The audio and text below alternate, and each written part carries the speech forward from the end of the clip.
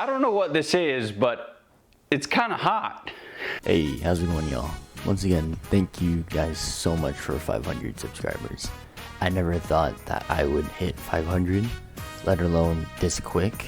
I was expecting it to be a long, grueling struggle up until the end of the month, but literally hit it after the video I asked for it, which is amazing. So thank you guys. Even though the number may not seem as big compared to like other YouTubers out there, but to me it means a hell of a lot that over 500 people have clicked the subscribe button to watch what I do. So it really matters to me. I hope all of you 500 and more can follow my journey to see where I go with this channel. But anyways, let me stop the sentimental crap and start the video you actually came to see, which is my totally original build of Fire Fist that I like to call the IcyHot build. Jokes aside, I didn't think I needed to make a video showcasing this build, but I had a few comments asking for it, so here we are. Alright, to start off, here are my stats. I'll go from them top to bottom as to why I invested the amount I did into each of them. First, we have strength, and no kizzy, this is the biggest L in my build, which is that I invested 40 into Ash Slam and did not get Ash Slam, so very depressed about that one.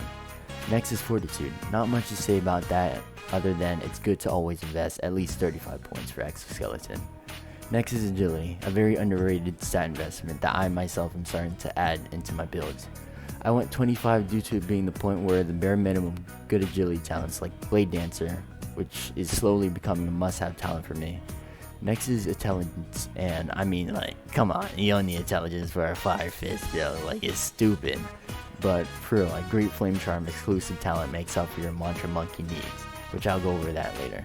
Willpower is something people get to have Azure and Blind Seer, which kills two birds with one stone of getting an Oath and a pretty decent talent. Although I did not luck out and I'm missing one last Mental Fortress talent.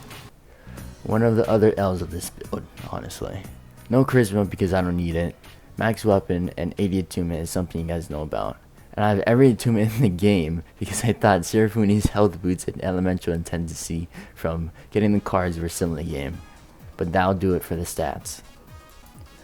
For the sake of time, I won't go through every single talent, but only the main ones. If you want, you can slow down the video and see all the talents that way.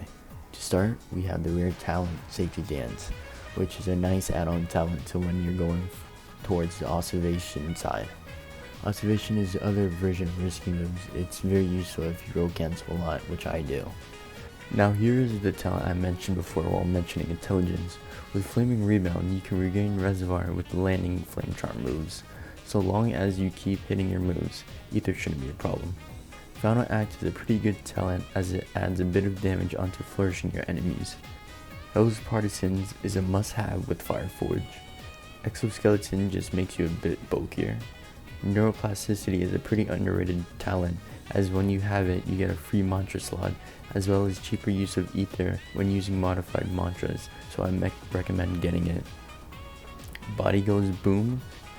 Mirage Clones is such a W card. I won so many fights because of it, and paired with Azure and a Deep Fire Ring, the burns hurt. Blade Dancer is such a good card that I recommend getting as you have the ability to roll whenever you hit someone. Those are the main build defining talents, but here's a list of them.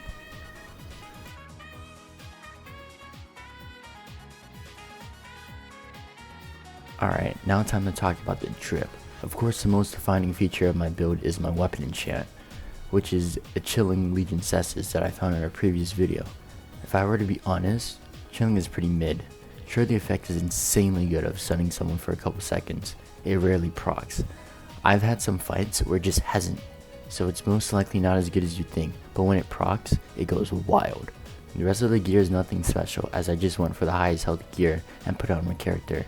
As for my rings, I'm still missing a finisher's ring that I still haven't found, so it's incomplete.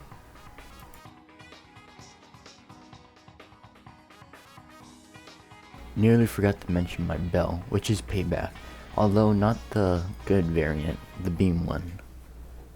Now let's see my build in action. Here are a few fights that I've done earlier.